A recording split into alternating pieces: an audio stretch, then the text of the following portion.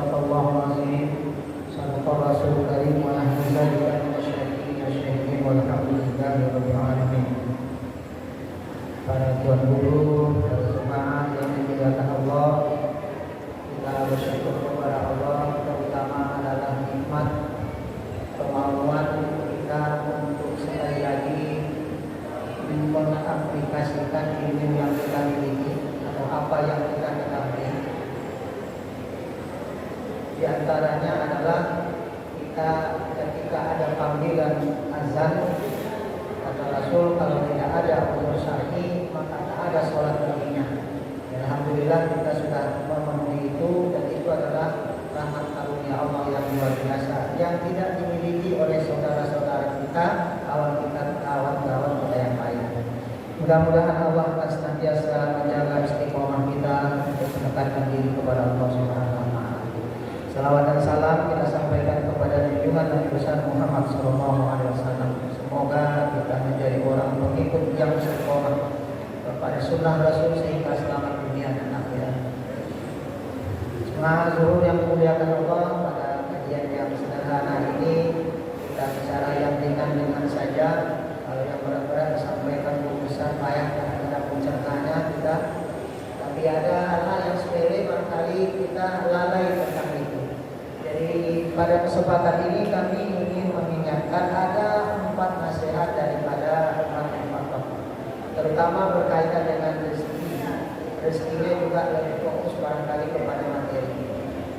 Pertama, kata Umar, jangan takut tidak dapat rezeki. Jangan kamu khawatir, jangan kamu takut tidak dapat rezeki. Kalau itu kita sudah yakin, berarti kita aman. Apa ada orang yang tidak, atau ada yang takut? Ada. Padahal Al-Quran yang kita bacakan dalam surat Hud tadi yang ayat 6, setiap yang melata di muka bumi ini Allah jamin rezekinya. Kita akan sering dengar, lihat atau kisah ada seorang pembelah batu. Ketika batu terbelah, dijumpai ada ulat yang segar bugar yang hidup. Artinya apa? Yang di dalam batu saja Allah jamin rezekinya. Ada binatang yang dalam keadaan sakit, cacat, tak bisa cari makan, tak bisa bergerak, tapi ada kawannya yang mengantarkan makanan sehingga dia tetap bisa hidup. Itulah gambarannya. Jadi untuk itu sebetulnya kita harus paham rezeki dijamin oleh Allah. Allah akan antarkan kepada kita dengan cara apapun. Bukan kebetulan semua, tidak ada yang kebetulan, tapi Allah telah jamin dan Allah rencanakan. Jadi yang pertama kata Pak, jangan khawatir tidak dapat rezeki. Tentu pertanyaannya, apa ada orang yang takut tidak dapat rezeki? Ada. Apa buktinya? Ada orang yang berangkat ke tempat kerja, berdagang, kerja dan lain sebagainya sebelum sholat subuh, bahkan tidak sholat subuh. Kenapa dia tidak sholat subuh? Takut dia kalau dia sholat subuh dagangannya atau rezekinya hilang, dia tidak dapat keuntungan. Itu tandanya adalah takut tidak dapat rezeki. Ada lagi yang lain? Ada orang yang untuk mendapatkan posisi tertentu yang ada kaitannya dengan material, dan dia merasa tidak rasa kusuk untuk mendapatkan ini, sehingga apa? Ditempuh cara-cara atau jalan-jalan yang tidak diridhoi Allah. Misalnya apa? Riswah, menyogok, atau mencelakakan orang lain, atau menzolimi orang lain. Karena tujuannya adalah mendapatkan sesuatu, kemudian dia berharap itu mendapatkan rezeki. Dia khawatir itu tidak dapat, maka dia lakukan berbagai cara untuk mendapatkan itu. Padahal sesungguhnya tak perlu dilakukan. Itu yang pertama nasihatnya. Yang kedua, kata Umar, yang perlu ditakuti katanya adalah rezeki yang kita peroleh itu tidak berkah. Kalau rezeki itu nggak usah takut nggak dapat, tapi yang perlu takut katanya adalah rezeki itu nggak berkah. Apa makna nggak berkah? Tidak menambah manfaat bagi orang yang memperoleh dan bagi orang yang berada di sekitarnya. Nah, contoh yang sederhana, ketika jabatan kita rendah, kemudian kita naik jabatan kita, apakah dengan naik jabatan itu kemudian rezeki kita bertambah? Itu memberi manfaat gak bagi kita, bagi keluarga, bagi orang-orang yang berada di sekitar kita? Kalau enggak, berarti enggak berkah. Enggak ada ziyadah manfaatnya, tidak ada meningkatkan manfaatnya.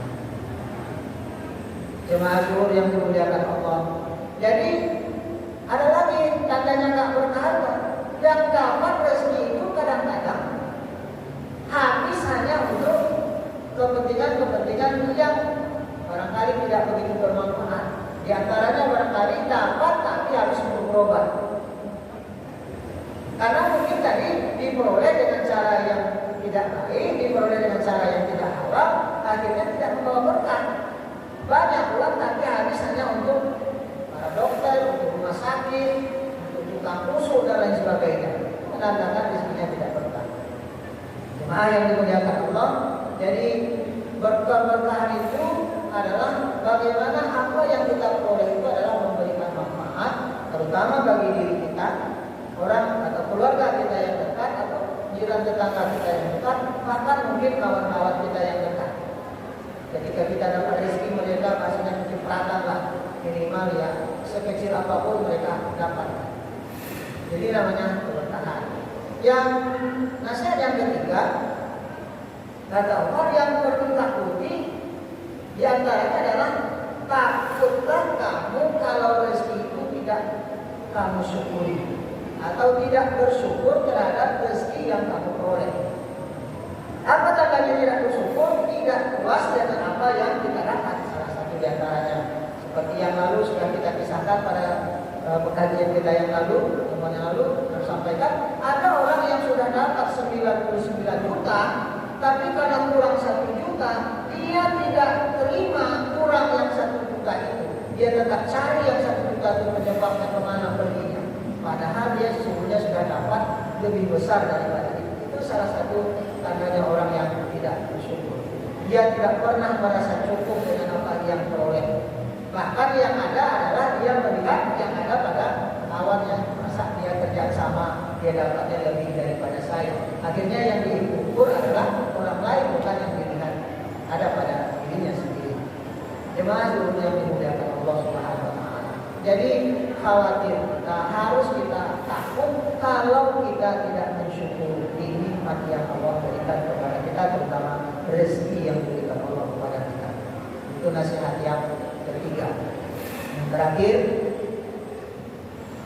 takutlah kita tidak sabar dalam memperoleh rezeki. Adakah orang yang tak sabar dalam memperoleh rezeki? Ada. Apa contohnya? Semua kita barangkali ingin mendapatkan posisi tertentu. Semua orang ingin mendapatkan jabatan tertentu. Semua orang ingin mendapatkan balasan tertentu. Tapi dia tak sabar. Tak sabar akhirnya apa? Sekali lagi dia tempuh dengan cara-cara yang tidak diridhoi oleh Allah Subhanahu wa taala.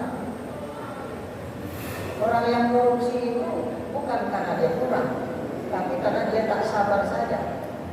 Tak sabar dia untuk mendapatkan itu, maka dia ingin dapat yang banyak, tapi dia tempuh dengan cara yang tidak halal. Kenapa dia tidak sabar terhadap apa yang dia inginkan itu? Jemaah zuhur yang dimuliakan Allah, jadi nasihat ini sangat penting bagi kita. Tujuannya kembali ke apa? Kembali kepada kajian adalah ketentraman dan keamanan, kedamaian hati kita. Orang yang bersyukur biasanya tidak pernah gelisah. Orang yang menerima ketentuan Allah biasanya tidak pernah merasa kurang. Akhirnya apa? Dia itu berada pada tenang. Orang yang tenang, orang yang aman, orang yang nyaman, itu adalah kebahagiaan yang luar biasa. Ketika kita tidak puas dan kita tidak sabar, tak bersyukur, maka kita akan merasa kurang terus, maka batin kita akan terus bergejolak mengejar sesuatu yang kadang-kadang mungkin bukan kebahagiaan kita. Mungkin bukan itu yang untuk kita. Kita kembali lupa bahwasanya kita sudah ditentukan oleh Allah rezeki kita masing-masing ketika kita berada di alam rahim kita. Rezeki sudah ditentukan oleh Allah. Orang mampu, diri kita kendalikan diri kita sehingga kita berbuat sesuatu yang dilarang oleh Allah Subhanahu wa taala, atau kita tinggalkan tugas-tugas kita hanya karena untuk mengejar rezeki yang barangkali sebetulnya itu bukan memang bahagia kita, karena Allah tidak akan menukar bahagia kita. Pasti yang untuk kita pasti untuk kita. Contoh yang sederhana itu adalah kita lihat pengalaman di dinding itu ada cicak. Cicak itu dijamin rezekinya. Apakah cicak bisa terbang? Tidak bisa terbang. Tapi nyamuk yang datang yang bisa terbang, nyamuk yang datang itu bukan kebetulan. Allah yang menyalurkan rezeki kepada yang Allah jamin. Makanya juga kita katakan dalam hadis yang sahih mengatakan bahwasanya kita ini belum akan mati, belum akan meninggal sebelum Allah berikan semua jatah rezeki yang ditentukan kepada kita. Mudah-mudahan bermanfaat bagi kita semua. Mohon maaf. Wabillahi taufiq wal hidayah. Assalamualaikum warahmatullahi wabarakatuh.